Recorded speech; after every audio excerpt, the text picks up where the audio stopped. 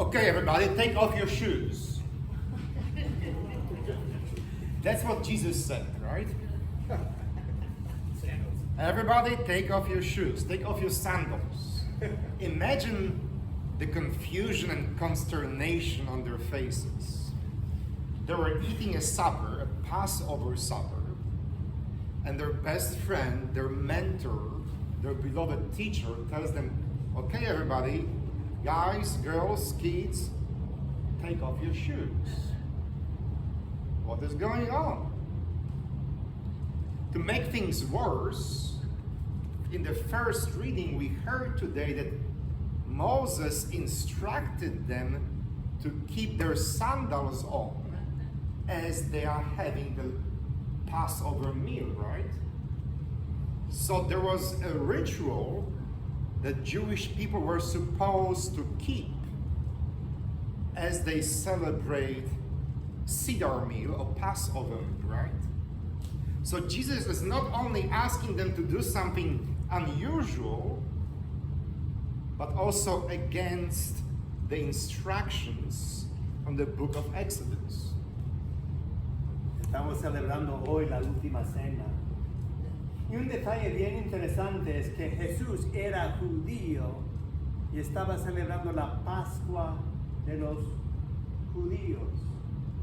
Una fiesta tan grande, tan importante, al celebrar como es que Moisés y los israelitas pasaron por las aguas a la tierra prometida.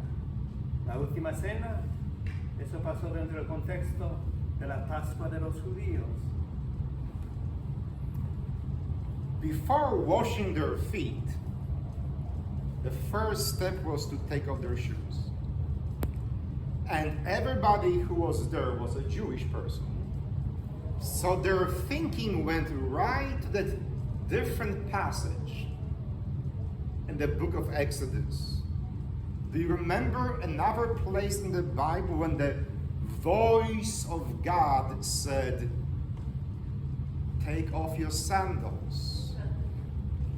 Yes, in the burning bush in Moses. Remember that story? Moses heard just what Peter did. When Moses came closer to the burning bush, the voice told him, Moses, take off your sandals.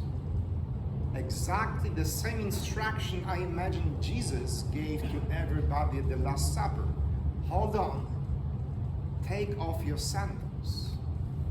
Escuchamos hoy la invitación de quitarnos los zapatos y las sandalias como lo hizo Moisés y como lo hicieron los discípulos en el tiempo de Jesús al celebrar esa cena tan especial. ¿Cómo les parece? Estamos parte de una tradición de más de 2000 de años. De hecho, somos parte de una tradición de más de 3000 años en cómo es que Dios sigue llamándonos a la santidad, invitándonos a reconocer lo santo en este mundo. So I'm thinking there is a reason why John in John's Gospel is having Jesus imitate what happened in the story from Exodus. When Moses came closer, the voice from the bush said, take off your shoes because the land on which you stand is a holy land, right? And the same process is taking place right before the Last Supper takes place.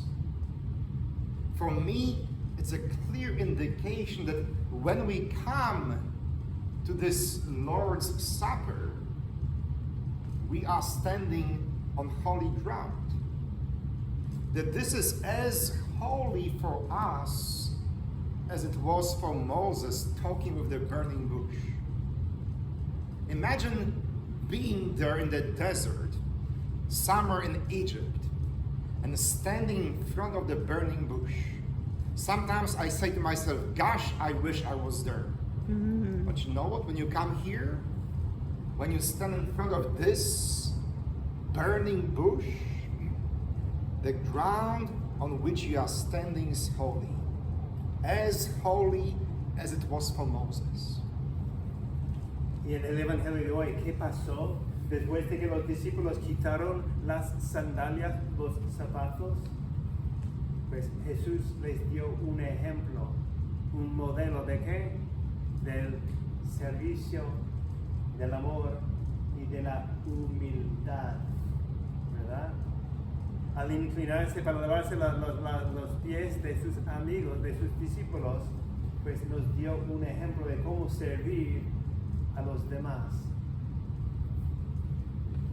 Some of you may remember that my day job, 9 to 5 work, right? I serve as a hospice chaplain, just like Father Brett does. And last week, I had an honor and a very difficult experience of accompanying a mother who was taking care of her dying son. He was probably in his early 40s.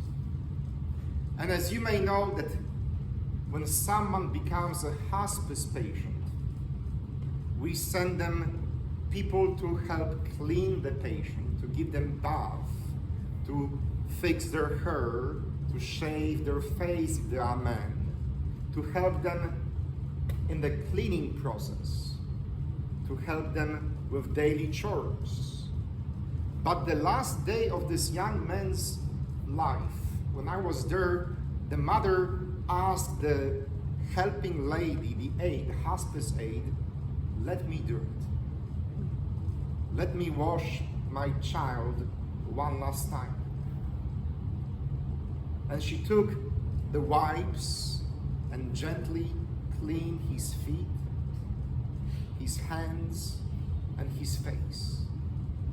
And as I was watching her doing this sacred, intimate gesture, something as a mother she did many times, now she was washing her son one last time with tears in her eyes, but also with love, with intimate devotion and unconditional presence right there. I thought to myself, this is how Jesus washed the feet of the disciples, with the same intimate connection as the poor mother was washing her dying son. Washing feet is, some people say, weird, right? To wash someone else's feet is not what you do every day.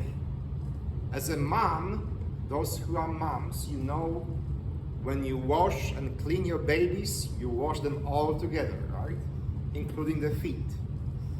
But it doesn't happen often in our lives that we wash someone else's feet. It's super intimate. It's very precious and very loving.